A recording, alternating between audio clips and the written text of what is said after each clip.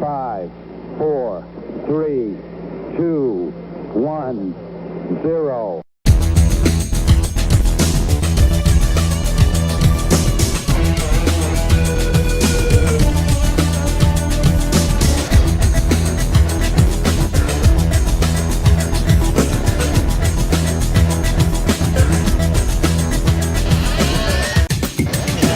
This is the Culture Clash. Liftoff. We have a liftoff.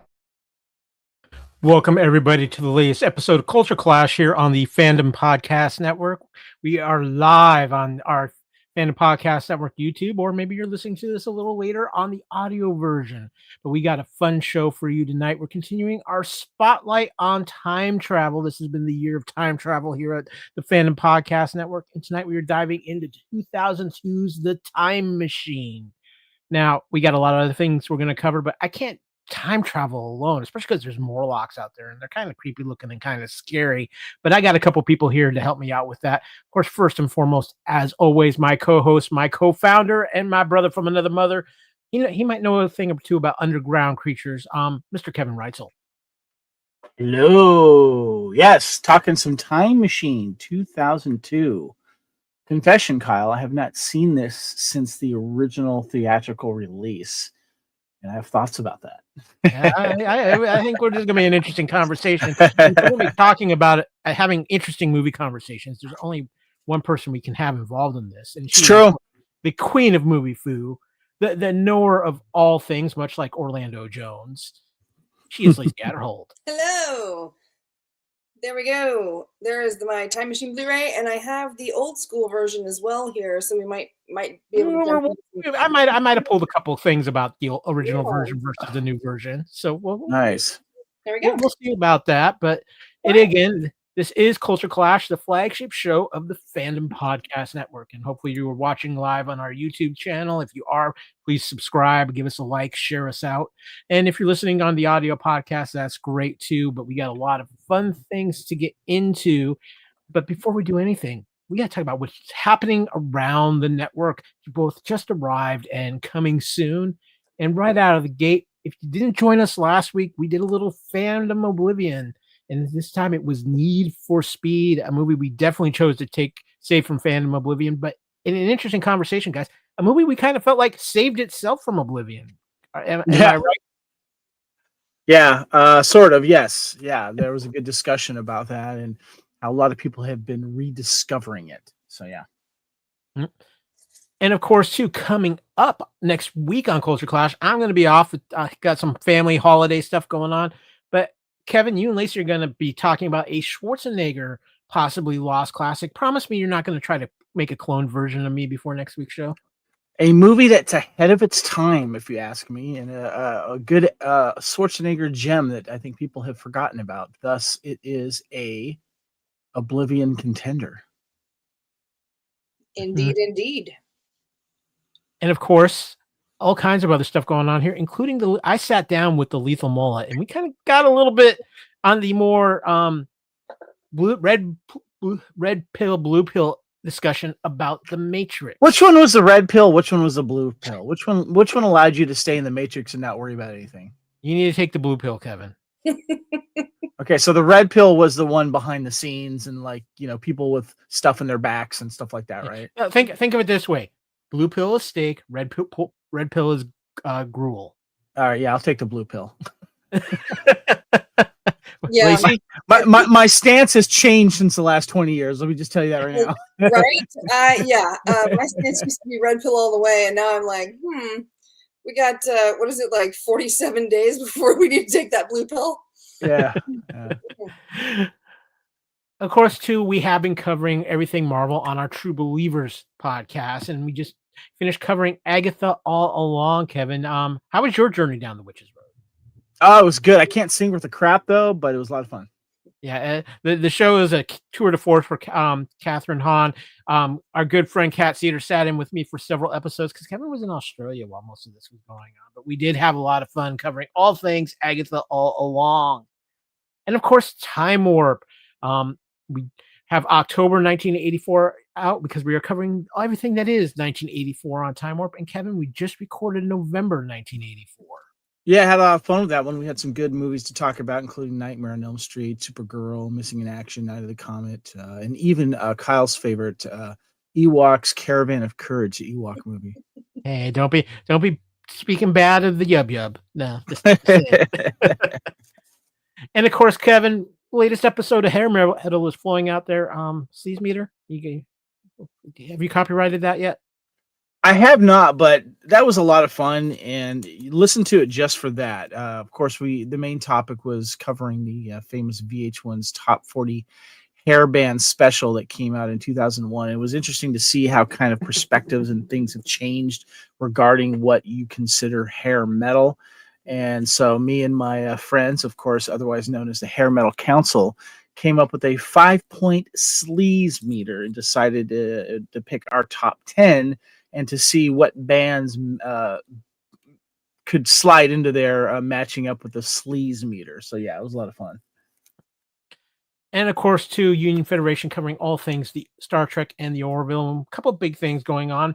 Right now, everything is all about the final season of Lower Decks. Season 5 is the final season, and we're having a lot of fun covering that. But before that, too, we had a lot of fun talking about Star Trek 2, specifically Star Trek The Next Generation, 2-part episodes, Kevin. Yeah, it was a good way to kind of go back and revisit the TNG without watching all of Next Generation and talking about the 8 very famous and pivotal 2-part episodes. Yeah. And Couch Potato Theater, we've been a little busy. In fact, just today coming out, The Terminator, Couch Potato Theater, as we're kind of looking at some of the James Cameron's films over the next few weeks with Couch Potato Theater. But Kevin, before you left for Australia, you got that Hair Metal Council together for a little fun too. Yeah, we did Spinal Tap, which is in my book one of the perfect movies out there, and it was a lot of fun. Make sure you guys check that out. And of course, like I said, coming up on Couch Potato Theater, we are doing more James Cameron too, with The Abyss and Aliens both having 4K releases. Plus, Kevin, Aliens Expanded. Yeah, that was the new fan. I guess fan. What do you call it? Documentary-ish. What's that? Documentary. Yeah, but it was help funded by fans and stuff, and it's like a nice 3.5-4 hour documentary that was one of the most extensive documentaries I've ever seen about a movie ever, and it was done really well. We're going to be discussing that too as well. And of course, coming up on Culture Clash very soon, and also will be covered by all of our good friends over at What a Piece of Junk as well. Skeleton Crew is right around the corner. Kevin, are you ready to get your Spielberg Star Wars on? I know. I'm looking forward to it. Loving the little interviews we're seeing out there. A lot of promotional stuff. Try not to watch too much so I don't be spoiled. But yeah, they're dropping the first 2 of the 8 episodes that will be coming out. So yeah, looking forward to it. Very much so. And of course, TeePublic. You know what? You need it. It's holidays right around the corner. People need sharp gifts. Look, Kevin's got the sweet Culture Clash shirt going on. Lacey, you have a hoodie on that I do. The hoodie is for Safety Third, which is another friend's improv group. But I do have my T-shirt that is Fandom Podcast Network. Woo! Woohoo! Yes, and that's right. I got this one in black, and I got one in red, and I got one in purple, and I got a Time Warp one, and I got a Lethal Mullet one. I got a whole bunch. I was very excited. I went a little bit crazy on the website. I bought lots and lots of things. She's mentioning all those colors, Kevin, and all I can think of is most of all, you love them in blue. Yeah, a little Megaforce love there. If you're watching on YouTube right now, you see on the screen all of our shows. We have gear out there for whether it's shirts, cups, hats. We even have the phone cases, pillows, all kinds of great stuff at tpublic.com. Anything we get off of that goes right back into the podcast, helping us keep the lights on and keep the streaming going. But we are here to talk Culture Clash and spotlight on time travel, time machine. But we got a lot of other things happening here at the Culture Clash as well. In fact, let's kick off some of that right now. Let's news.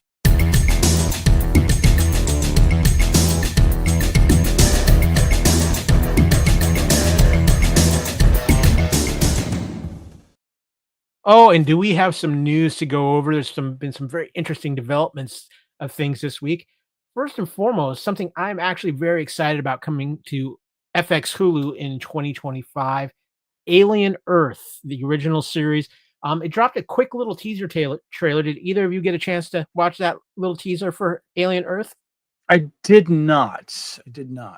I'm kind of an Aliens purist. Like the first one was too slow. The rest of them were like not as good as Aliens. So Aliens is my Alien series. Gotcha. Yeah. Well, we're starting to get a little bit of information about this series too. The upcoming TV series based on the iconic Alien franchise comes out in summer of 2025 and will be streaming exclusively on Hulu.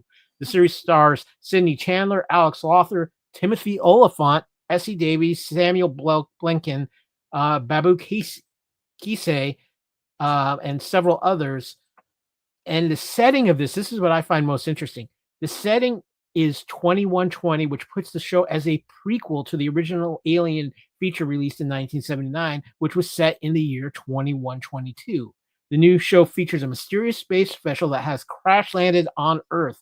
A young woman, played by Chandler, and a ragtag group of tactical soldiers make a fateful discovery that puts them face to face with the planet's greatest threat. The series is coming from creator Noah Hawley. So, okay, you said Timothy Oliphant, so now I have to watch it. Yeah, he's the only name I recognized. Yeah, but it's all fun. And Hawley has made some great TV series. For you X-Men fans out there, he did the Legion series for FX. He's done a few other things. So this is getting some early good buzz. It might be one of the big things for 2025. Another big thing for 2025 dropped its first trailer, and I'm going to admit I was a little skeptical about it until I saw this trailer, but the live action How to Train Your Dragon trailer has dropped. Guys, this was impressive. Lacey, I see your heart melting over there already. I am so excited. I went and saw 2 movies yesterday, and I had to walk out of the theater when this trailer came on, because I know it's going to be amazing. And I've seen this one picture, the one you've got shown, when I won't spoil it, but I had to watch because I just.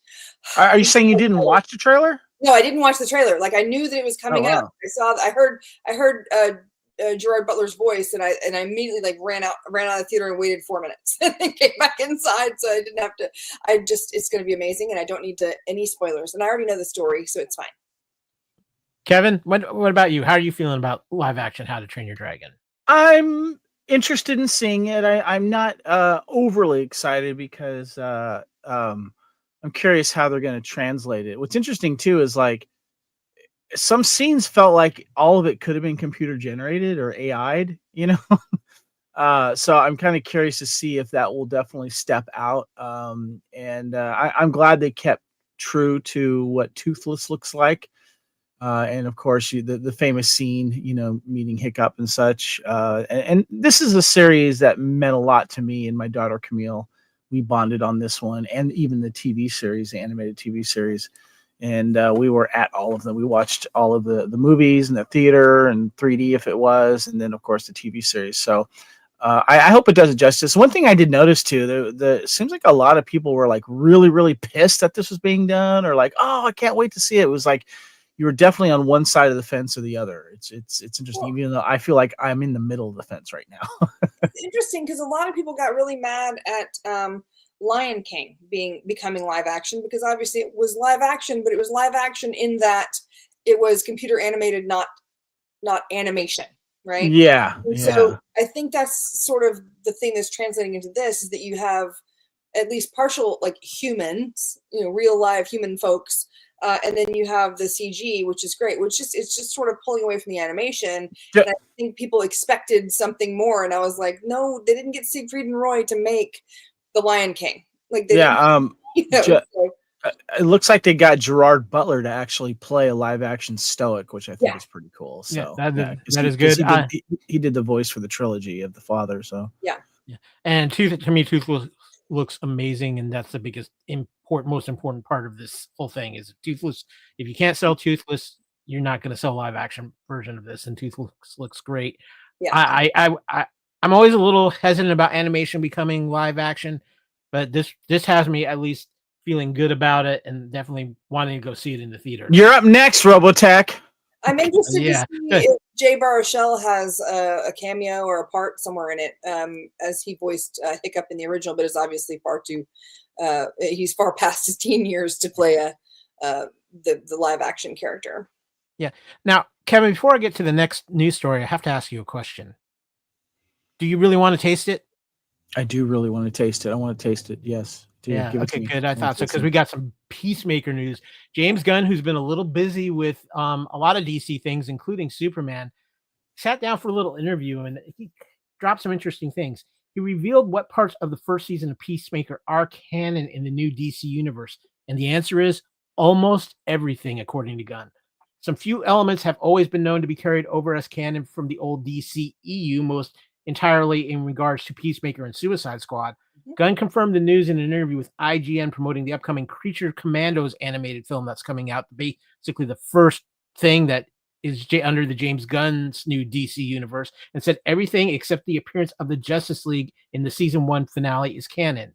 He said, now in Creature Commandos, you'll hear them talk about things that happened in the Suicide Squad or Peacemaker.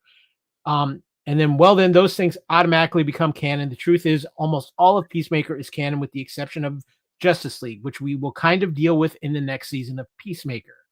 When asked why he didn't start with a new show instead continued with Peacemaker, Gunn said, because it's my favorite thing to do. It's the biggest original Max show ever, and I have a way in. It won't be confusing. Creature Commandos kicks off DC's universe on Max on December 5th, while Peacemaker is set to arrive later in 2025. I'm excited, Kevin. I need more Peacemaker in my life.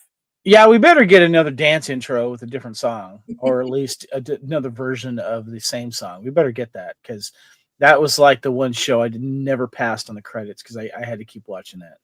Oh, yeah, absolutely. Now, the next piece of news, this is mostly for me, but it's also a big piece of Star Wars news because they have announced season 3 of Star Wars Visions, which is, of course, the animated anthology series where studios from around the world can tell their own Star Wars stories. They've gone back to a bit more of the Japanese anime studios for this, including returning Production IG, Studio Trigger.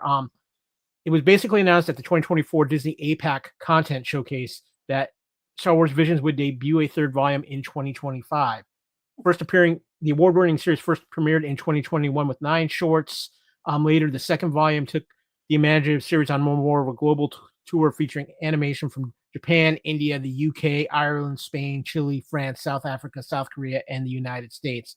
With Volume 3, the animated anthology returns to where it all began with 9 shorts from 9 different anime studios, including, as I said before, the returning contributors Kamikaze Duga, Kenma Circus Company, Production IG, and Trigger. It will also include 5 new studios adding to the world of Star Wars. Kevin, I know you're not a huge Visions fan, but you know how excited I am about this. I love my Visions. I know you're excited. I am not. I'll be passing. Lacey. Is this like a hit record version, like of What If for Star Wars? Pretty much. Pretty much. It's more of it's all. They have yet to do one that's a true like within canon Star Wars. They're all like other countries' takes on Star Wars, but they're all telling their own story. I am actually kind of hoping with some of these returning studios, maybe we get second parts to some of the better things that happened in the first Visions anthology. But yes, but they're not canon. They're just they're like fan films or something like that. Kind of along those lines, yeah. Okay, cool. So, something else I'm very excited about that's coming out in 2025. We got a really good look drop from the Empire 2025 preview of Jared Leto in Tron Ares in full decked out armor and his light cycle.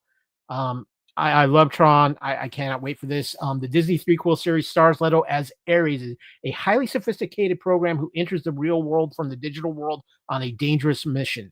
Evan Peters plays as the villain of the film. Julian Dillinger, Greta Lee, Jodie Turner-Smith are among the cast of this, with also Gillian Anderson joining it, and Jeff Bridges and will be returning as well in this film.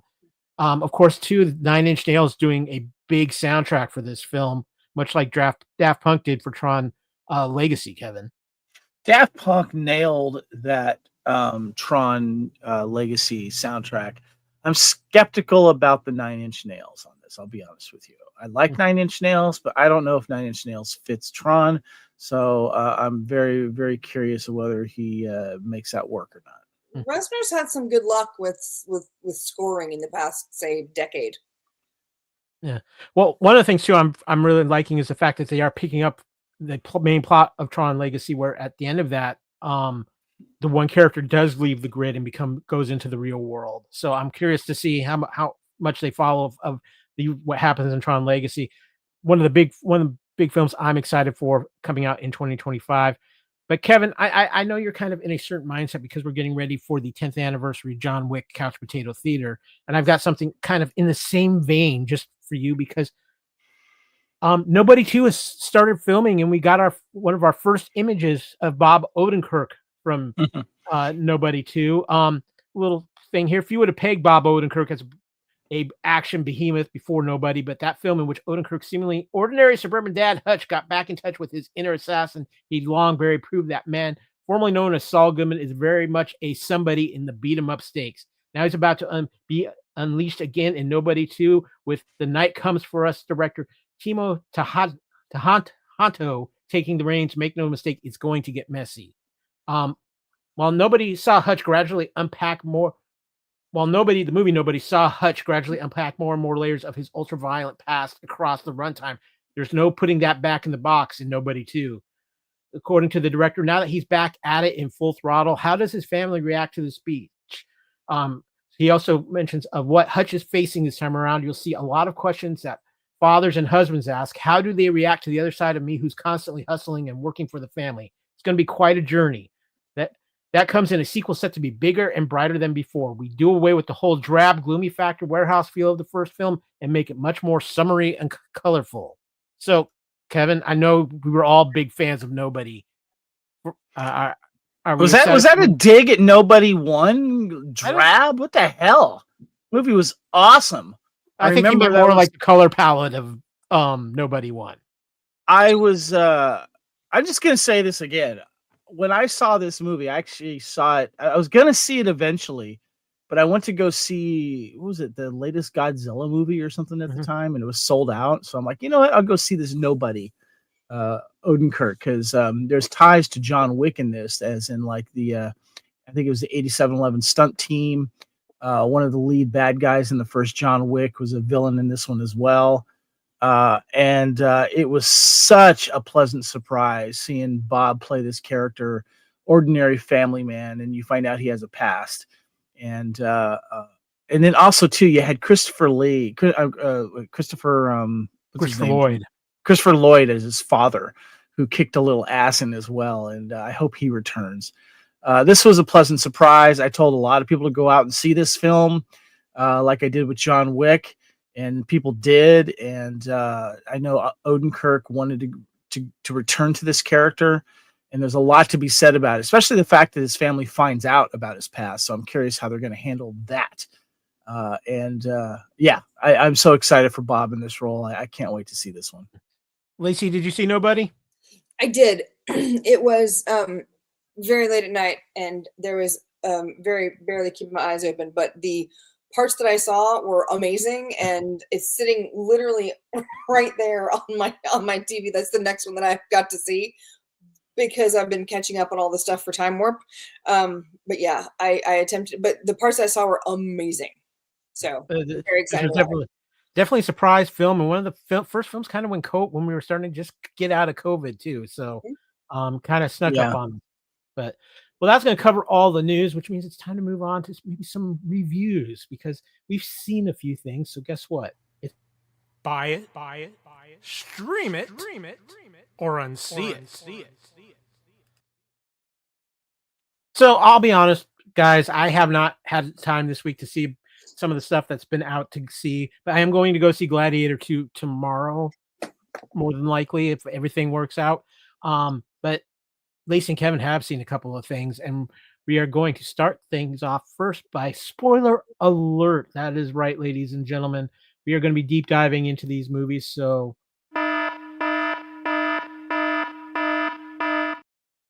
if you have not seen these films, or if you have not seen these films, we're going to, like I said, we're going to dive deep into them. Tune out for a few minutes, come back, or, if you've seen them, we're going to have some fun conversations here with that.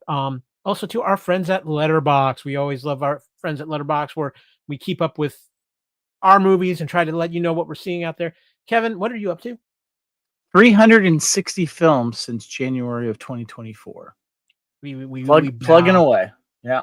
We bow to your movie watching prowess. Well, it helps when you host a podcast talking about movies all the time, or more than one. Anyway. That is true. Speaking of which, let's talk about movies we've seen, or at least you guys have seen. Gladiator 2, the sequel to Ridley Scott, many years after the original Gladiator. I know that a lot of people are like, why are they doing this? Is it worth it? Kevin, I know you went and saw this. Did you go see this with your dad yesterday? He bowed out. He didn't want to go because it was in the middle of his nap time apparently. So that's another story. So I went alone.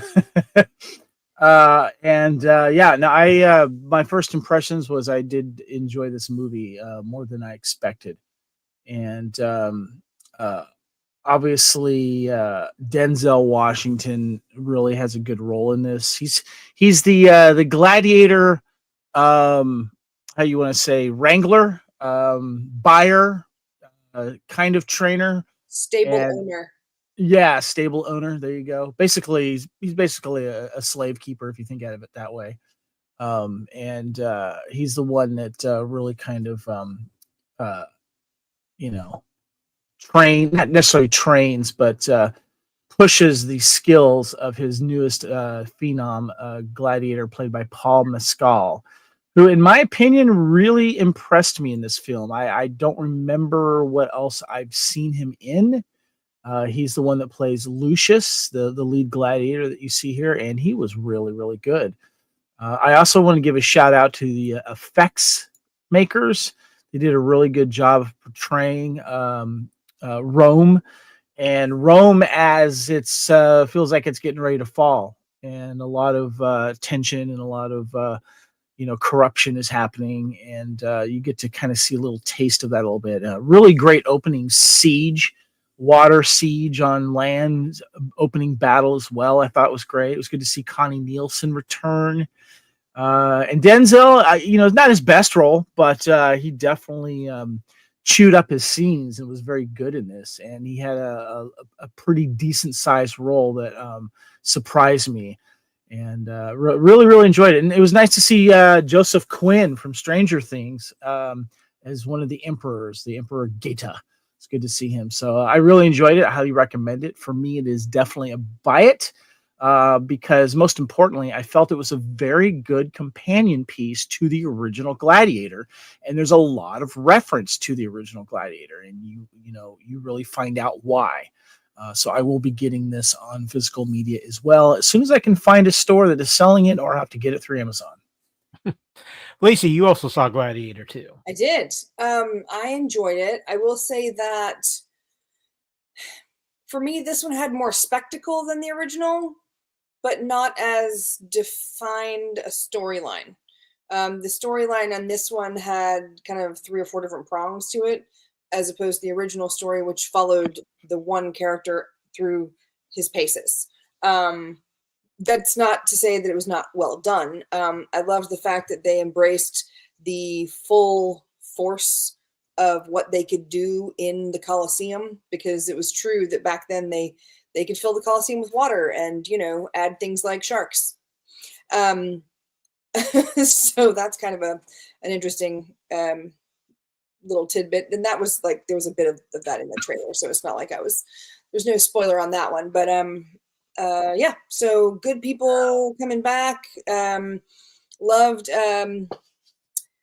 the head of the Senate, and now I've lost Derek Jacobi is in it, and he's delightful. Was he the one that was in Notting Hill as one of the friends that they went to dinner with? Yeah, okay, that's a different person, but yes, that's the other senator. Okay, yeah, because I recognize him. Like, oh wait, he's like one of the friends that comes to visit in Notting Hill in the dinner scene. In Notting Hill, he's the father whose wife is in the wheelchair when they have the dinner the first time. Yes. Who has the worst life? Yeah. But that's a different person. The other person I'm talking about, is the one who was kind of the person who spoke before him in the little secret meeting with Connie Nielsen. Where right. Yeah. He's a little bit shorter. He's actually in a series called with Ian McKellen. he's amazing, and I love him. He's awesome. So is it buy it, stream it, or see it for you, Lacey? I'm a completist, so I will definitely put this next to the other one. I'll have to buy it. Yeah, and I'm hoping that we won't run out of. It's a good companion piece. I think so, and I like the turn that things take in Rome at the time, the political turn. And there's the uprising that starts to happen with a lot of the slaves and everything. It's really cool. There's a lot of possible things that people nowadays should pay attention to. Like there's one line in particular where he says politics follows power. If you succeed, we will follow you. It's just so true. I mean, yeah. Anyway, so lots of things. It was good. Buy it. Yay. Cool. Well, Lacey, you also saw another film. You saw Wicked, and let's be honest here, it's Wicked Part 1. Yes. So give us your thoughts on a movie that has been long in development and has been from books to Broadway to now the feature film. Okay, so 2 hours and 40 minutes for part 1. When I saw the Broadway show, it was 3 hours from end to end, and that included the 20-minute intermission. So they basically took half of it and expanded the first half of it into the same as the original, the full theatrical event. It was fantastic. I think this might be the first time in history that a book spawned a film that then spawned several different like alternate films that then spawned an alternate book that then spawned a Broadway play that then became a film.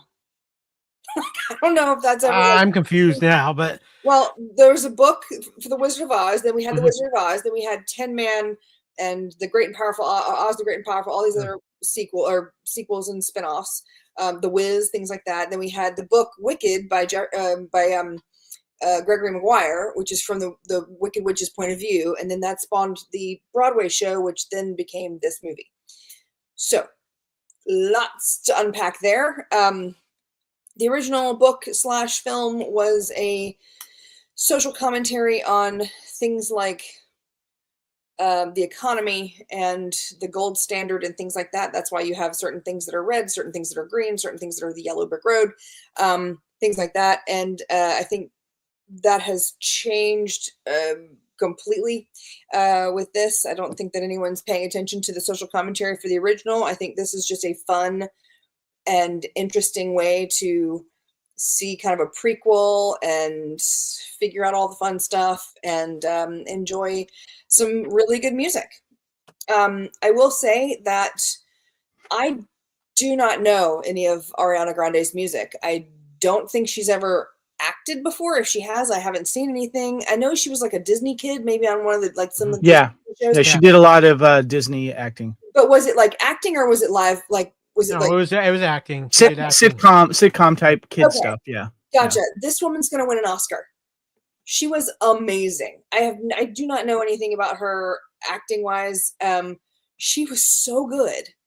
I could not take my eyes off of her. Just the acting performances, and even in the background, the character is so kind of mean girl, full of herself.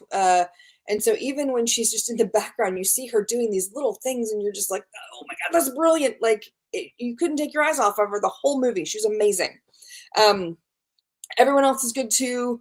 Jonathan Bennett and Cynthia Erivo. I had a hard time getting behind her character, but that's something that you're just going to have to deal with in the first half of the movie, the first film, because she doesn't really become a likable character until the second half, which is she the one that plays yes, she's the Wicked Witch? Yes. Ariana Grande is Pink. Glinda. Pink dress, Glinda. Galinda is her name. And then Cynthia Erivo plays the green skin and black outfit. So her name is Elphaba in the series. So Cool. Well done. Definitely a buy it. Definitely going to be, it might not be an immediate buy it. It might be a wait till the second one comes out and buy like the big box set kind of buy it situation. But definitely we'll have that in my collection at some point.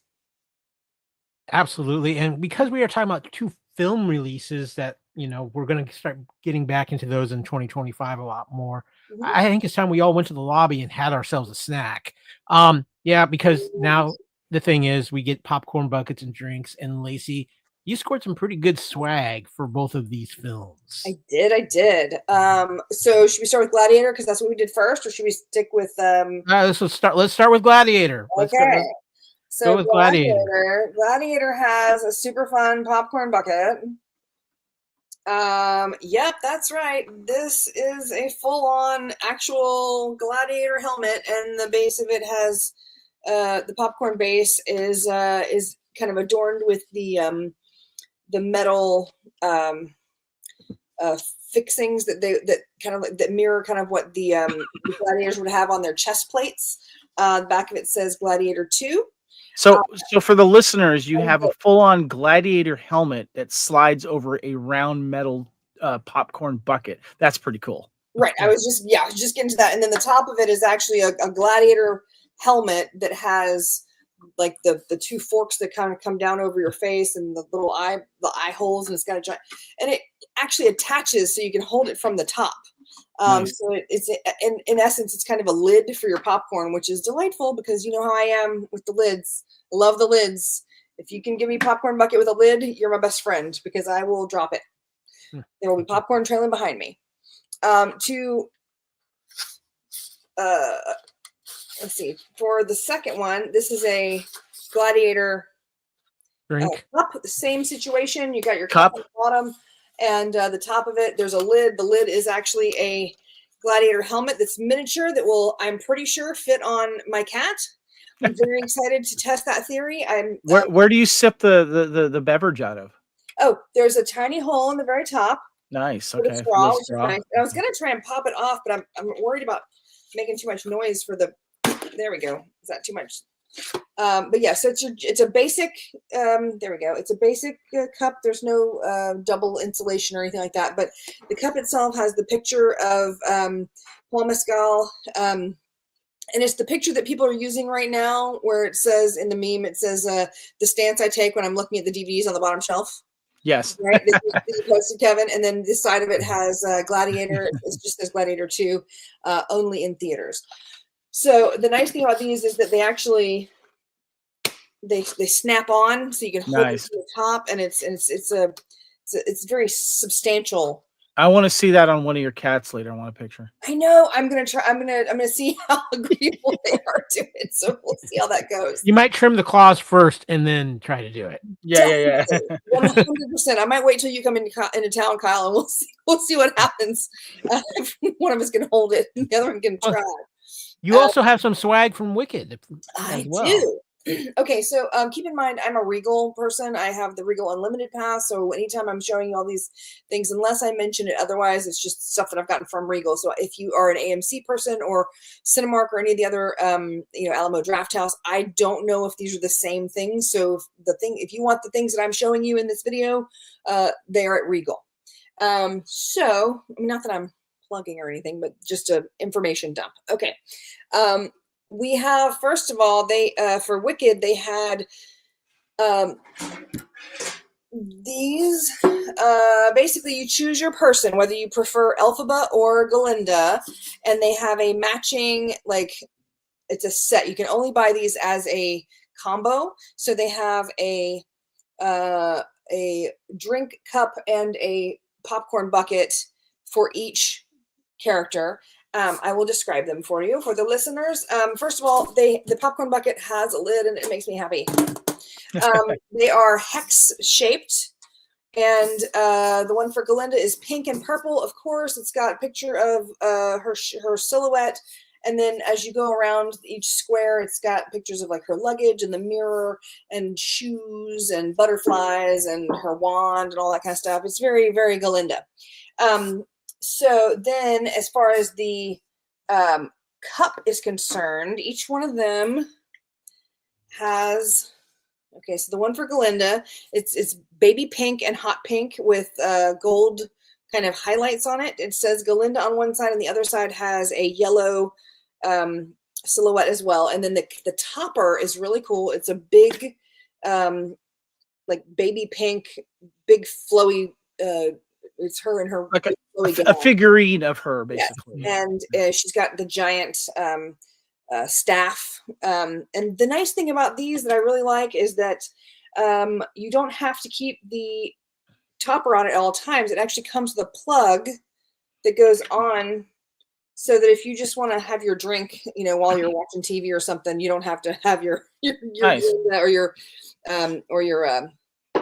Elphaba. And so that's the Galinda one, and this is the one for Elphaba is green, also hex, also has a lid. Elphaba, hers is green. It's got a black silhouette, her boot, the broom, and potion bottle, and the hat. Nice. And then for the cup, same thing. It says Elphaba on one side and with her silhouette on the other. And there is, like I said, there's a plug if you don't want to have the character on the top. But the character on this one is Elphaba in her cloak, which is, if you've seen the film, that's kind of a thing. And with the broom. So that's really cool. And they did have one other combination. You could buy them separately. I did not need 3 popcorn buckets, so I just got the 2 that had the cups with them. But the popcorn bucket I didn't get is a lantern, and that doesn't actually make an appearance until the second half. So I figured I'd get that later. But in the meantime, there is a witch's hat. Wow. That has a straw. It's really cool. It's what do you say, about the size of an 8-inch dinner plate at the bottom, and it's about 10 inches tall, and it has a nice green straw, and it's got the W on the front for Wicked, and it's just it's a version of her of Elphaba's black hat, which is really cool. So yay. Nice. Well, this begs the big question, guys. Yes. This has been the year of the popcorn buckets, right? Oh, absolutely. We've been covering it, and I guess the big question is, I don't know. First of all, before I go on, when is Wicked 2 supposed to come out? Oh gosh, I think that's 2026, isn't it? Yeah, that's what I've heard. 2026. I gotta wait another 2 years. Damn sequel. Jeez. All right. I think they were filmed back to back, but I don't know if they were going to be released, Christmas and Christmas, or if it was Christmas and then summer, like a year and a half, then summer. I don't know which one. So I don't know if there's going to be another big movie that's going to release popcorn buckets before Christmas or the end of the year. So that begs the question. We've covered pop. When is Moana released? I just got a notification on my app that said, "Be prepared, get ready for the Moana." That's Thanksgiving movie. Okay, so there's probably going to be a popcorn bucket, and there's a ton. They've got like Funko Pops and keychains, all kinds of stuff on that. So that begs the big question then. Who do you think might be the popcorn winner for this year from what we've seen? Because we've covered it extensively here on Culture Clash when we've reviewed these films. Yeah, I will say, as far as as far as functionality and like size and everything, I would say that the Deadpool, just with the lid, as far as like just functionality, the Deadpool round, plain, solid with the lid, no doubt. Okay. When it comes to like perks, I think the was Ghostbusters this year? Yeah, Ghostbusters is there. Yeah. Ghostbusters Afterlife has like the sounds and the lights and stuff, so that's kind of cool. Yeah, I know. Kevin's all excited about the alien stuff. My vote is Aliens first, and then maybe Deadpool second. Mm-hmm. But I gotta give a shout to this to the witch. Who cares about functionality?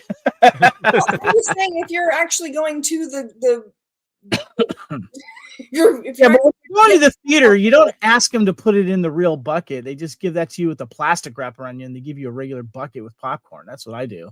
Well, now, guys, I do have I want to throw my vote in here. As much as I love the Aliens, the container bucket with the facehugger on it, there's one that neither, to my knowledge, none of us have gotten.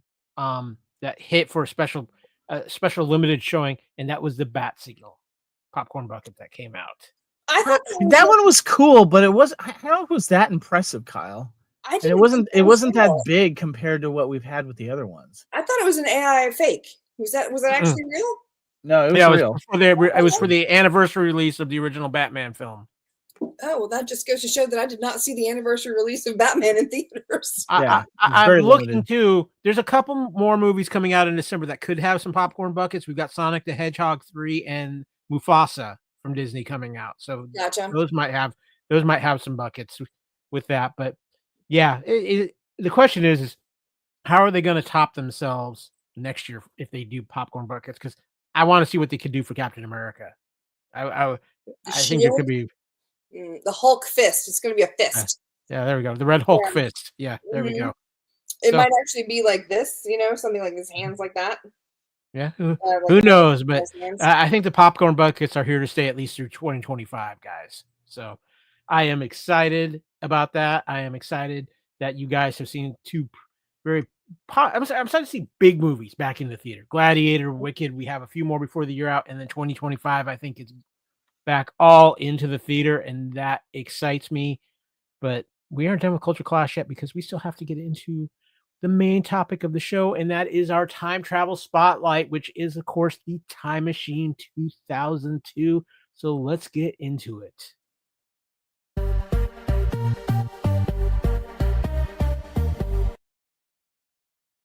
That is right. We continue our spotlight on time travel with this the most recent version of the Time Machine, a movie that's a book movie, a lot of different versions of that. Kevin, we see you holding that up on the DVD, screen. And of course, Lacey there has the Blu-ray. Mm-hmm. Absolutely. So let's get into the Time Machine. Lacey, hold up your Blu-ray again. Yeah, hold up that Blu-ray again. There you go. Yeah. Let's talk special features real quick. What do you have on the DVD? Is it are the special features the same?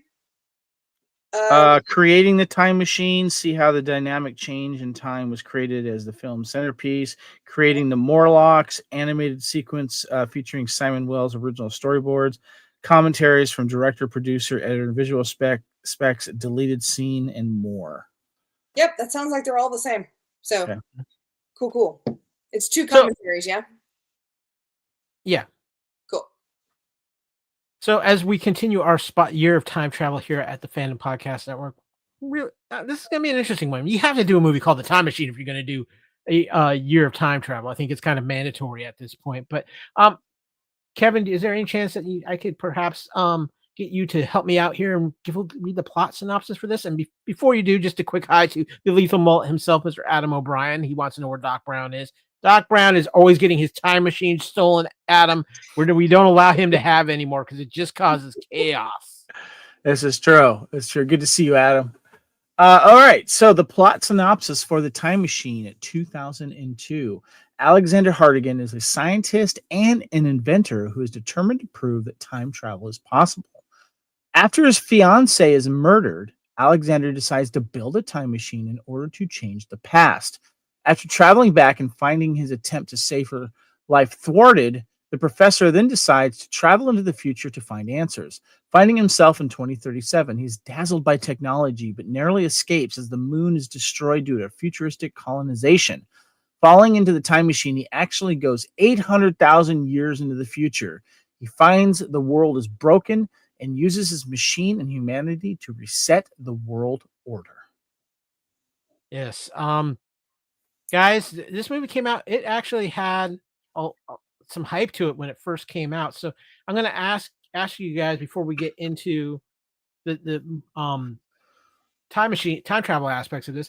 What was the first time you saw this film, Kevin? I saw it in the theater when it first came out. I remember I was living in Virginia. I was working for Decipher. I think I went with a bunch of my coworkers to go see this, and we were kind of high on Guy Pearce as well. And I remember I had thoughts about it after walking out of it, which I'll get into a little bit later. But this is the first time I have reviewed this film since I originally saw it in the theater 22 years ago. Lacey, what about you? When was the first time you saw this? And I know you just watched it recently for the podcast, but when was the first time you saw this? Okay, if I'm not mistaken, I think I saw this at Man's Chinese in LA when it first came out. I'm like 80% sure that's where I saw it. And I saw it with a bunch of friends. Everybody was like, "Oh, that was great," and it was interesting. I found some differences between the book and the film that were interesting. But it's one of those things that when the great grandson of the man who wrote the book does the movie, you kind of got to take both the film and the book as canon because, so it's an interesting and complex conversation to be had. Yeah. Well, I want to talk about the cast a little bit because this actually movie has quite a cast in it. You have Guy Pearce in the lead as Alexander Hartigan. Mark Addy was in this film. Sienna Gilroy played Emma, his fiance, Guy Pearce's fiance in this film. You also had Orlando Jones in this film, who was kind of really on the rise, especially at that point. And also you had Samantha Mumba in this film, and we're gonna have a little conversation a little bit later about Samantha Mumba. But it was an interesting cast. Jeremy Irons, can't forget Jeremy Irons. Jeremy Irons is the evil lead Morlock as well. In fact, that is Jeremy Irons right there. Actually, a pretty impressive makeup job on this. But what were your guys' thoughts on the cast? Lisa, I want to start with you on this because I felt like we were kind of really in maybe getting near apex Guy Pearce at this point. I think possibly. I love Mark Addy. He's in a million things. I remember there being an interview with Alan Young, who played the original character that Mark Addy played in the 1970 something version, and that man, Alan Young, actually had a cameo in this one, which is kind of fun, as the flower shop vendor. So I think that they went out of their way to pick the right people for the roles. I think they did exactly what they needed to do. They didn't just go through film actors. Samantha Mumba was a singer. She was an Irish singer, even down to like the robber, the guy who shoots his fiance. He was a stage actor who had never been in a film before. So I think that they kind of spread out and got as many different interesting people as they could and the right people for all the roles. Real quick, Terrapole is in on the chat. I enjoyed the special effects. Wasn't over the top and not dated. Well done. The hanging cliff basket neighborhood was impressive. And the mullet himself was talking about because Skynet owns all the timelines. That's how that goes. Nice one, Adam. Kevin, what about you? What did you think of the cast? That was one of the things that drew me to the movie in the first place, because yes, everyone was kind of buying Guy Pearce stock at the time, because in 2000 he makes his big movie Memento, and he was in also Rules of Engagement that year as well. But in the same year, he does this movie, Time Machine, and then he turns villain in The Count of Monte Cristo, where he was really, really good in it.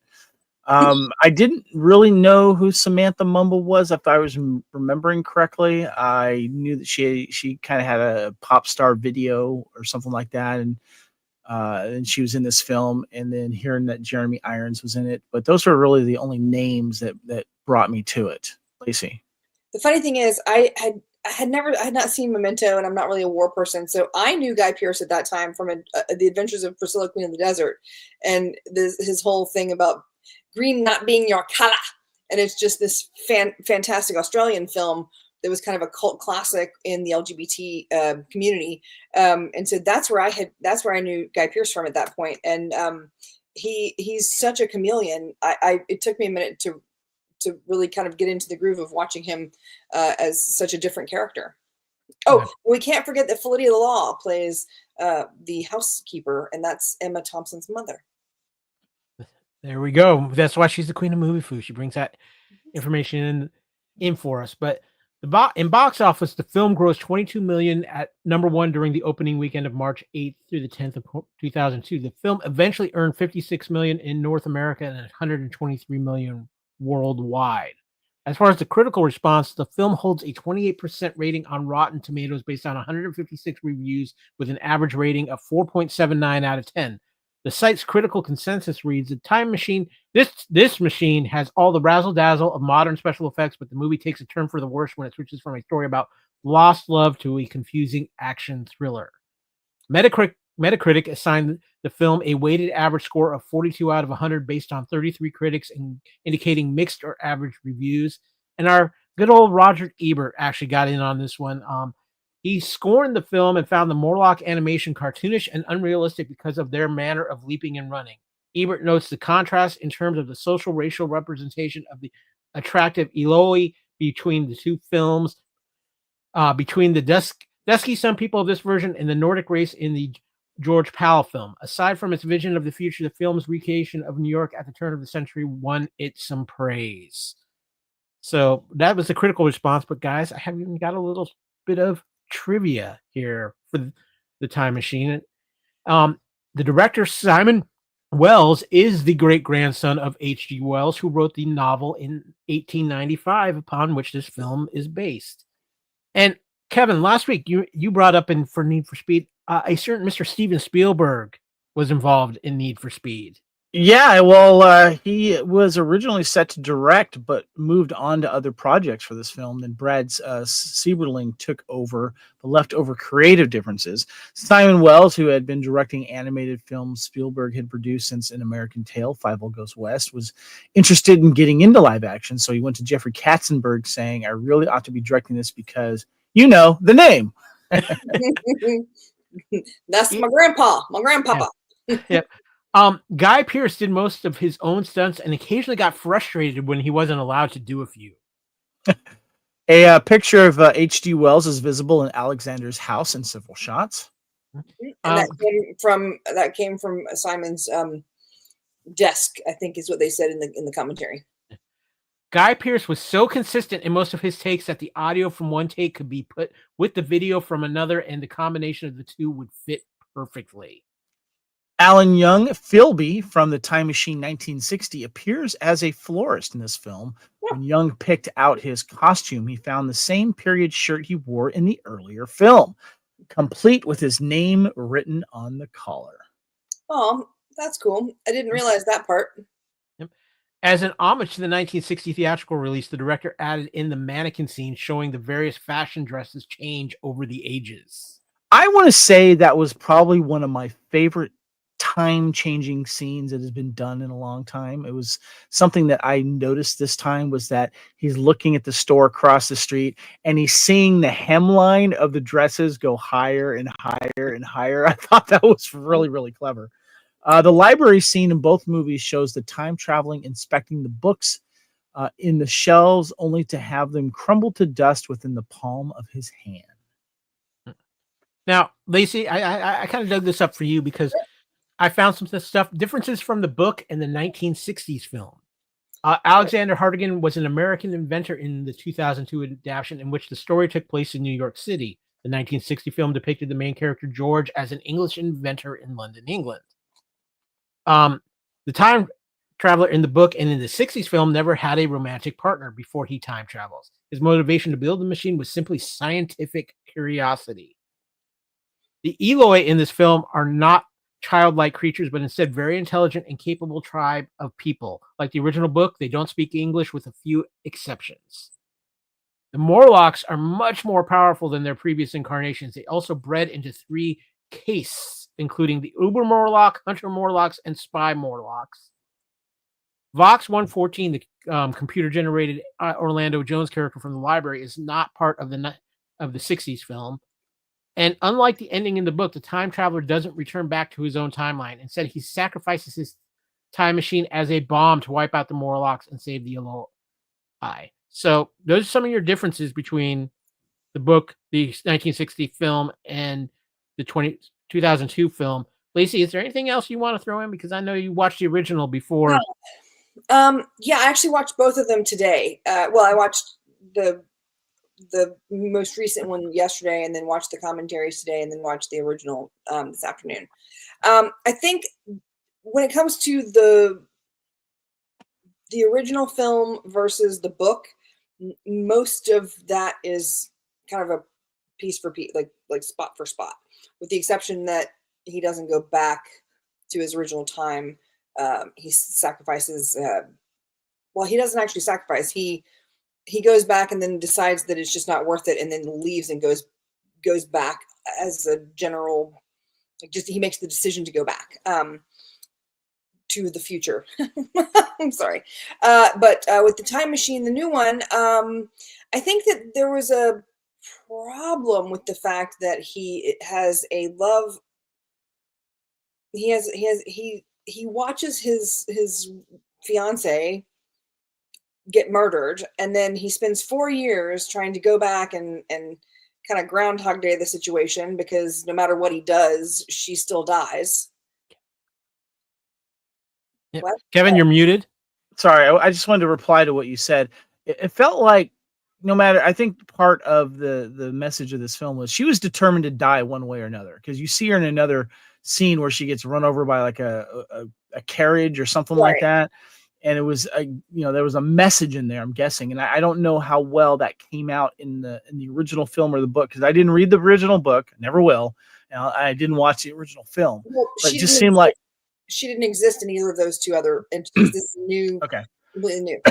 In the commentary, they specifically said that they wanted it to be something where you just can't change the past. So even if you change something, it will happen just a different way. And they decided to only show 2 versions of it because they didn't want to get to the point where they were having to like drop a toaster on her head. They were like, there's only so many ways you can kill somebody. And so basically they had him, the final scene after the second attempt, the second death, when Mark Addy comes running in and says, I'm so sorry. He says, I could come back 1,000 times and I can never save her. So that is supposed to be the reference to where he's done this a bunch of times. Right. But at the same time, for the audience, it's 3 minutes. So within 10 minutes, he's meeting someone new and falling for another person. And I think that it's hard to buy his relationship with Samantha Mumba because of the other love of his life, which was not a problem in the original scenario. Gotcha. Okay. Lacey, you brought up Samantha Mumba, and that is a point of conversation for this film, because a lot of people had really noticed Samantha Mumba coming out of this film. Mm-hmm. She had success as a singer, as a pop singer in Ireland and in Europe. She had won a modeling contest and then several modelings, but she kind of, in a way, almost disappeared after this film. She did a few things here and there. But there's reasons for that. She made it. This movie was her film debut, as well as appearing in a number of Irish independent films. She left acting and returned to music in 2013 and announced plans to release a second album in 2019. However, that never came to fruition. Mumba then released the singles Cool and Process in 2020 and a further single, The Lie, in 2023. And also in 2023, she came back to acting with the TV show Harry Wild, which stars the amazing and talented Jane Seymour. But she really kind of fell off the map. She got married, had a family, got divorced, got remarried. But Kevin, we've been talking about this. She felt like she was going to be something big, and it just never happened. But there was also a bad car accident while she was pregnant, which she took years to recover from. I was just about to say that. Oh, yeah, I was reading up her IMDb, and that was kind of a recent thing that happened in 2014 when she was pregnant with a child. She got in that bad car accident, but she kind of fell off. She kind of went back into singing, and apparently she's very popular in Ireland and UK and stuff still. But yeah, I just like, I was wondering where she had been before. What's interesting too, she's wearing a different outfit on the front of the actual. You don't see her wear that outfit anywhere else in the movie, which I thought was kind of interesting.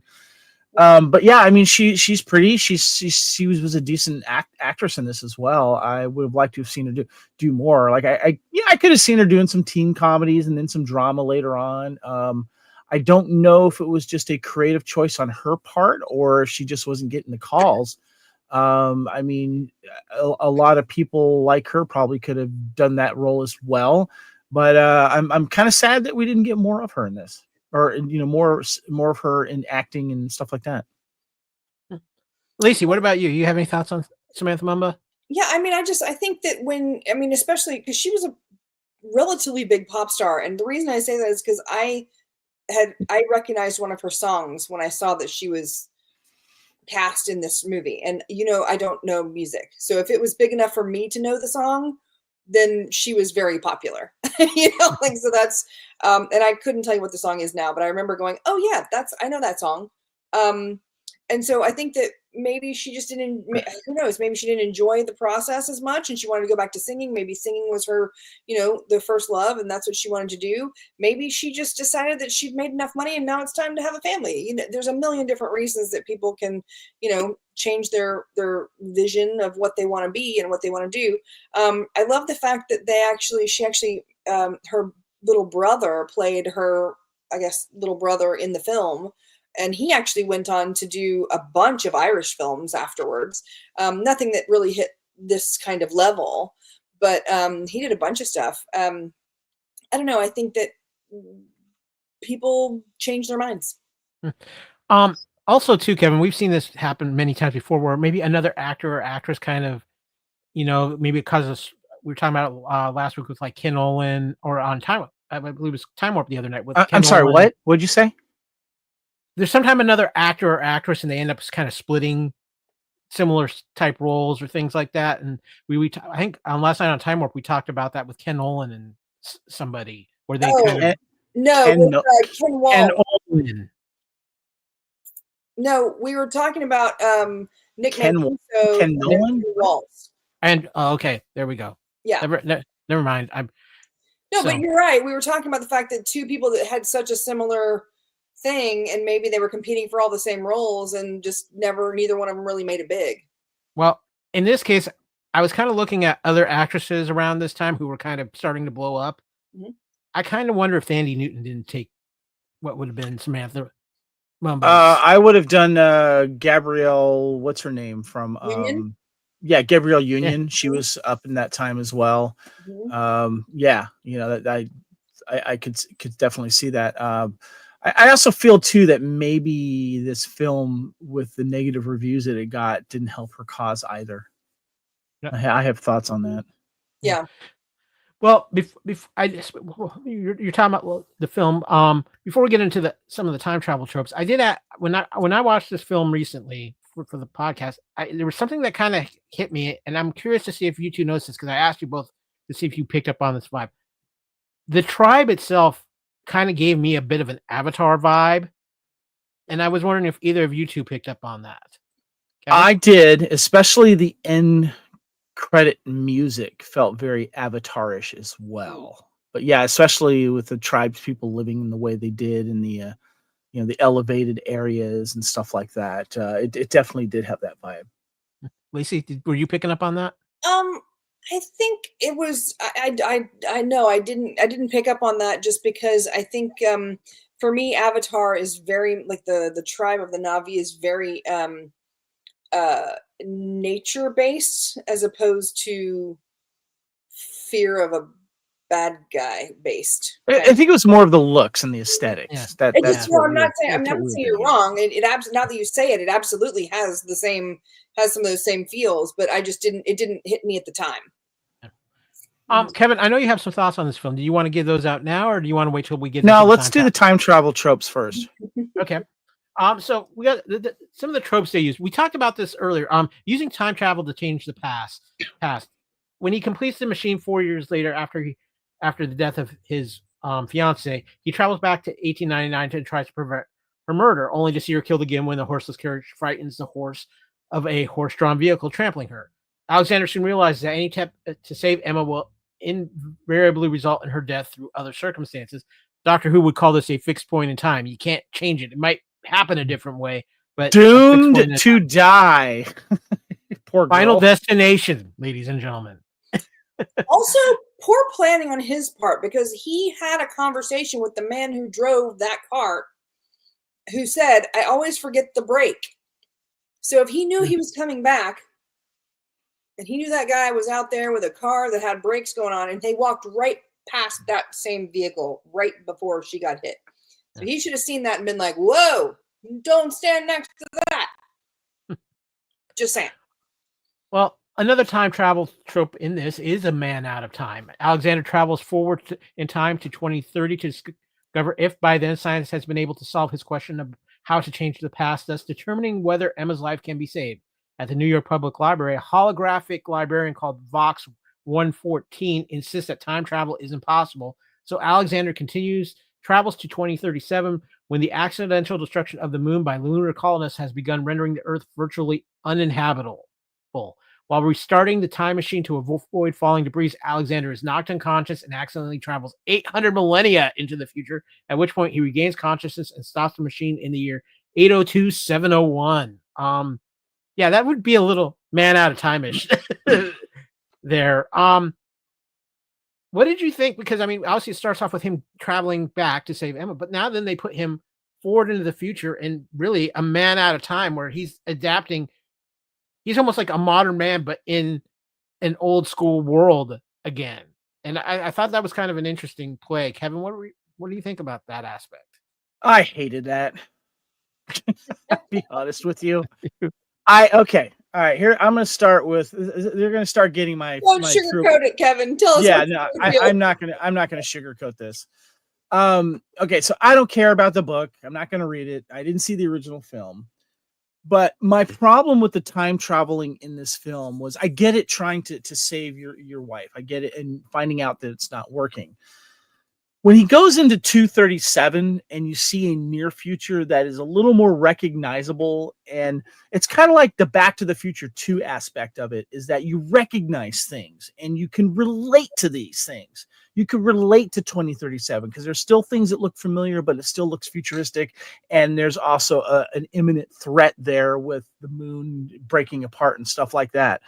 What I don't like about this film, and this is what I was reminded of when I first saw this film, is you go so far into the future. No, you don't get more future techie stuff. You're basically going back 800,000 years to primal time. And I don't want to see that. I don't want to see weird creatures that look like, I don't know, skull people with people, monkeys or whatever. You know, this is the thing I hated about this film, and I still can't stand it. What it should have done was found a story in the time when he went and saw that hot jogger girl, you know, asking about I bet that thing makes a mean cappuccino. That area looked fascinating to me. And it looked more familiar to me. When you go too far into the future where post-apocalyptic stuff happens and people rise from the ashes, yet they still can't do technology, yet they still found Orlando Jones in little slabs to talk to, you know, and remnants of New York City. This is where the movie lost me. I don't want to see, if you have a time machine, you go into the future or you go into the past where stuff that we recognize and doing this. And this part of the time travel tube just irked me to no ending. Even though it wasn't his plan to travel that far. Yeah, no, that's in the writing. Fix that in the writing, okay? You should not have gone that far into the future, you know? You just should have like blown up the earth or something like that. But, you know, they tried. Yeah, I know. And the other thing too, why were all the men bald? It was a tribal, they described that in the commentary. They wanted to make it seem like when you reach a certain age, you shaved your head. Okay. And then you become a big pussy and don't fight back. Fine. The reason for that is because once they shave their head, they know that their time is limited, and they would throw themselves in front of others so the young could live longer, and because they feel like they've hit their time frame. Yeah, that's great writing. Enough. Yay. Yeah. So yeah, that didn't do it for me either. Sorry. Yeah. Okay, so we've got Kevin's thoughts. What about you, Lacey? What did you think about that massive time travel? I loved the performances that everybody had. I think that the writing suffered from wanting to update it. I think that the original book and the original film were good. There's a reason that this book has lasted as long as it has. It's still a classic. It's still taught in school. It's still, there's a reason that is such a Do they go 800 years in the future in the book?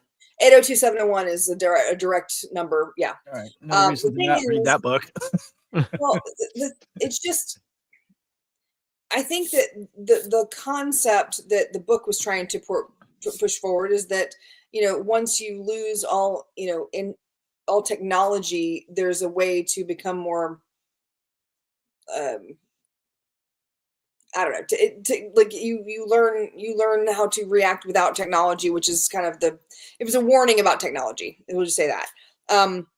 I just think that the film that we're talking about now, the 2002, I think that it suffered from the main fact that he had that the reason that he went to do all this stuff was because of a woman. And I think that if you want to portray someone as a scientist, portray him as a scientist. If you want to have him being an adventurer, be an adventurer. If you want him to be, forlorn in love and lost his fiance, and that's the reason for it, then don't have him fall in love so quickly again, because that just it doesn't make sense. You get to pick one. Yeah, and I think that was one of the problems. You should have hooked up with Samantha Mumba. At least that would have made it interesting. Well, it kind of did at the end. That's what the end of the movie was him going back to her. Yeah. But in my opinion, I really much prefer the 1966, I think. 60. Yeah. No, this is the George Powell production. So yeah. I had a question though. There's a famous episode of The Big Bang Theory where they all bid on eBay to get the time machine. Is that the one that was in the 60 version? Yes, 60s version, not in the new one.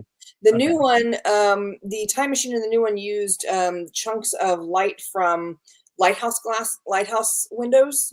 We'll get into that method. Yeah, that's a good time. What I'm saying is that's the only reason I know that's the other. It's the other one. Yeah, because there was no lighthouse glass. Well, let's talk about that. The time travel method, which is technology, and that is the time machine from the 2002 film. Very bright, very shiny. We've seen the H.G. Wells kind of time machine before in one of our other films, Time After Time, that we discussed a couple months back. What did you think of the design of this time machine, guys? Kevin? I thought it was actually pretty cool. Because it has that kind of late Victorian look to it, and the way that the spindles and the dials moved, and when you saw certain things kind of moving by itself, that was very clever. And the one thing that I did enjoy about this film is that when he first sits in it and you're seeing him time travel and you're seeing time around him move, as opposed to the time machine moving through time, where everything moves around him, kind of like that new movie that's out right now with it's probably gone from the theater by now, but it's the one with Tom Hanks and the one with the house that just keeps over years. We are here, or I think it's called Here. It's called Here. It's basically the Forrest Gump reunion between the stars and the director. That was the kind of feeling that I saw from this, and I like the effects of it moving and everything like that. But the best part of it was you seeing New York get larger and larger, and and him seeing the stores change around him. That was a very good effect, and I thought it was a very, very cool time machine as something that sits still, that changes around him as opposed to it moving itself. Yeah, and for you, Lacey, let's get a look at the classic 1960 time. Is that the popcorn bucket that the 1960s version had? Yeah, that's it. Yeah. Real stale popcorn after all that time travel. I don't know if that's still the same one. No, this is the 1960 version. Is it really? Yeah. If you look at how it looks, it has a little bit more of a steampunk look to it. Yeah, but it still has the crystal, and it didn't have the crystal in the first. It's okay. I believe you. Maybe I just didn't see it from the right angle. Right on. Very cool. So this is just one of the time machine, whether it's in either version or even the one in Time After Time. It's a great design for science fiction, and I think it works really well with that. So that's just my. This is the picture though. But it's on the move a little bit, but I think these flaps kind of close in and out, unlike on the crystal Yeah. version. Anyway, I'm sorry. I was. That's the Big Bang picture. Yeah, is the one with the Okay, cool. So, but guys, let's also talk about how time travel changed things. Because finally accepting he can't save Emma, Alexander travels back to later on. Makes the choice to travel and rescue Mara. After freeing her, he states at the time he starts a time machine, jams its gears, creating a violent distortion in time. Thus, though pursued by the Morlocks, they escape and to the surface, and all the Morlocks are wiped out, and he is now stuck living a new life with Mara and the Eli and way in the future. My question is this for this on how time travel changed things. Is it really changing things when you're influencing things millennia into the future? Are you really, and that's the question. To me, that's the question. It doesn't matter when you're traveling that far into the future what you change and what you don't. Does not. Well, the thing is that you're not changing anything for your future. You're only changing the people who were present in your past's experience. So his housekeeper ended up with going to work for Mark Addy's character. And so you've got that little last scene where they're talking about how, I really thought he was going to come back one day. Like, I really thought he was going to come back. And so it's not necessarily that he changes anything for himself, because he can't save his wife's life. He can't, change anything. He just nopes out. He's just like, nope, and takes off. So the only people who are experiencing a change are the people who he left behind. Yeah, but still, he's going into the future, and if he doesn't travel in the future, maybe the things don't change with the Morlocks, and that tribe gets wiped out or continues to exist how it exists. But he brings technology to them. He brings right, but the Morlock, Jeremy Irons' character specifically said that his the creation of him was a result of the what if that happened when he created the time machine. So if he hadn't created the time machine at all, would there have been the Morlocks and the moon breaking up and all that kind of stuff? Would that have even happened? I think Kevin's getting a time travel. Jeremy Irons mailed in this performance. He was trying to put on a new House edition or something like that. I mean, he was barely in the film, and you can't care for a character like that if you're in it for 5 minutes. Obviously, he looks villainy. That's fine. When it comes to how time travel changed things, there was a scene where he ends up finding his time travel machine in the jungle again. He should have just gotten in there and taken Samantha Mumba with him, or just gone back to where he could have actually, either gotten in more of a civilization or something. Or how about going back and fixing that moon from destroying? Maybe trying something with that. I don't know. The interesting thing that you're saying, though, is it's an interesting ending. The time machine from the 1960s version, he comes back, has dinner with people saying, no, I did go into the future. It's crazy, blah, blah, blah. Then he makes the decision to go back to the future. And when he goes, they go running after him into the study after he's left. And they see that he has taken 3 books with him. And they're like, well, what books did he take? And he's like, I don't know. But what books would you take with you if you were going to go try and survive in the future? And that's an interesting take, because he took 3 books. You don't know what the books are. Right. Different books, but that's kind of an interesting take, bouncing off of what you said. I don't know if that might have made things a little more interesting, instead of just going into a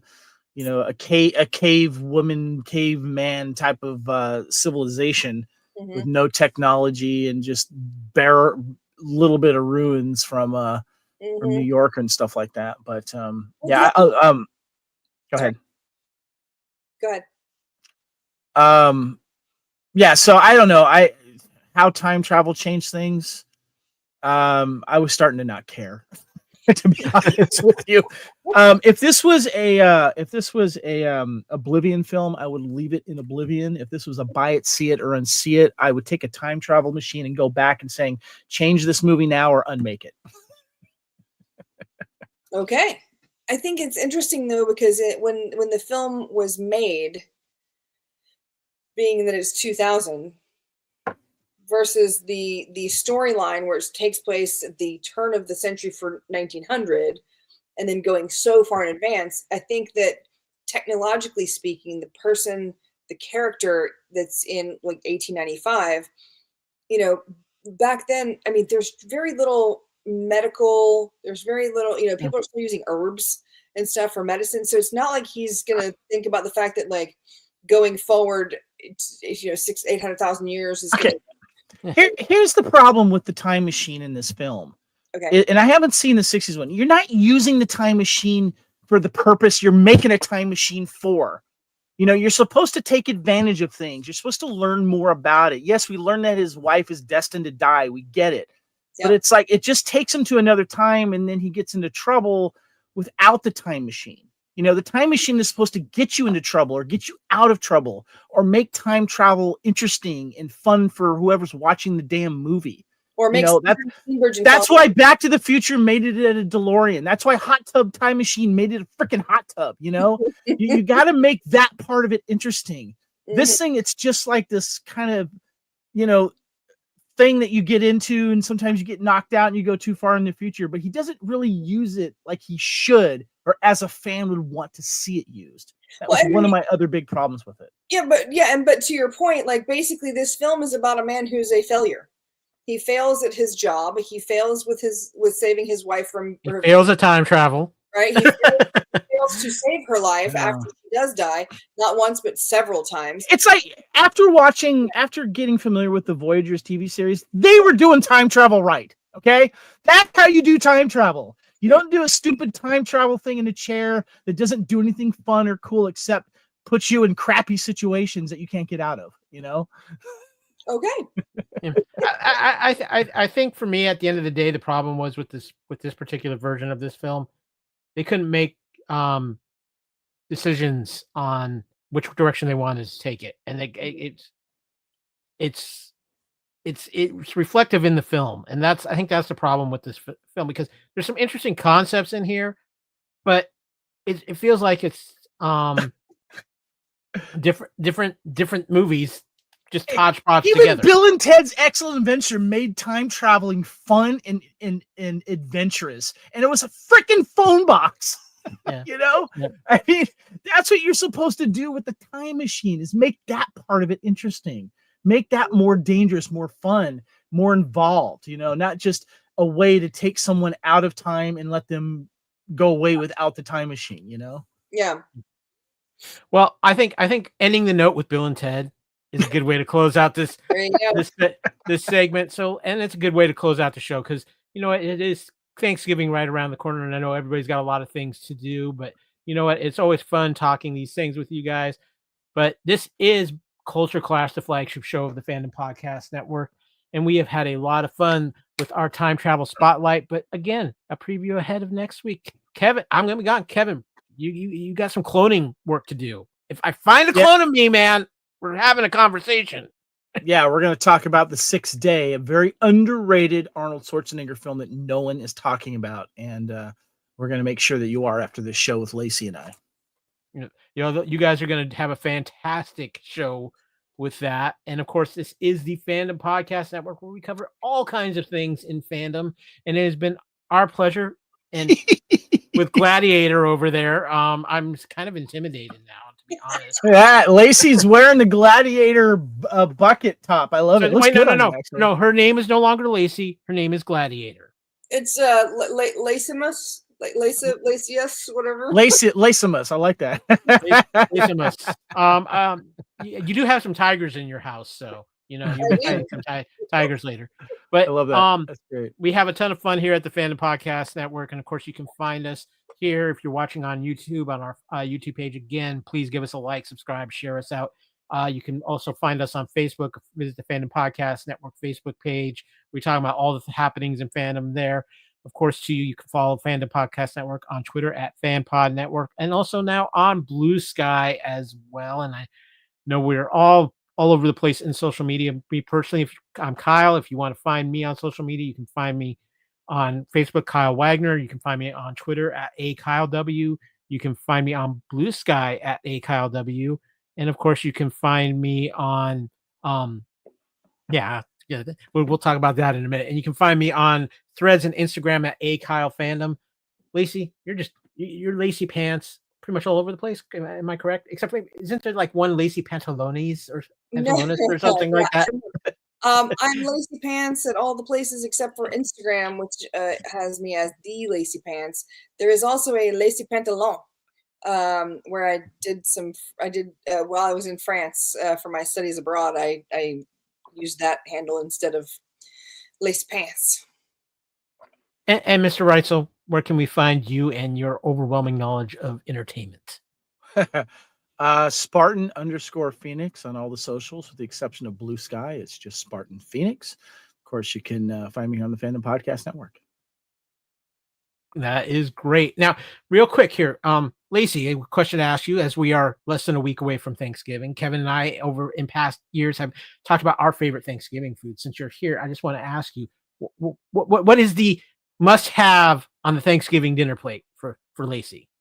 My plate is very simple. It is my mother's turkey and my and her dressing, not stuffing, dressing. Homemade gravy, which is amazing. Green beans, Italian style. A muffin, maybe, whatever kind of bread is handy. But the important thing is the cranberries have to be straight out of the can, sliced. It has to look like a disc that you could throw away. That's our like a puck. Yeah, puck. It has to look like a puck. Yeah. And in our family, we do. We also do pie for our desserts. So we have pumpkin and apple and pecan, and then I like pumpkin bread. That's my jam. Don't be messing with my pumpkin. Lacey, real quick too. We have a tradition here at the Fandom Podcast Network. I got Kevin involved with it when we first started up the Fandom Podcast Network. Our Thanksgiving tradition involves a certain radio station. Okay. We will watch sometime on Thanksgiving Day. Mm-hmm. A classic WKRP in Cincinnati. Absolutely. I swear by the life of Turkey me. drop. Fly. Yes, I watch every year. I watch Home for the Holidays, which is Thanksgiving film with Robert Downey Jr. and Jodie Foster, and then I watch the Turkey Drop. That's why we love you, AC. 100%, yes. Yep. With Kevin is not thankful for the time machine, ladies and gentlemen. The time machine is going straight back to the Goodwill. with that, guys, first and foremost, have a wonderful Thanksgiving. Safe travels wherever you are going. We're going to have some stuff coming out, hopefully that you'll feed your ears on the Fandom Podcast Network before Thanksgiving. Might involve a little time warp November coming out right before Thanksgiving, so you have something to listen to in your travels. We love all of you listeners. We are thankful for you, whether you're watching on YouTube, listening on the audio podcast. I am thankful for my wonderful friends and co-hosts on this episode of Culture Clash, and for just having them as part of my fandom life and being such good friends. You guys are family. I love you guys. With that, for everybody else, as we say around here, be excellent to each other, respect others, and most importantly, above all else, enjoy your fandom. We have done this thing and we are out of here.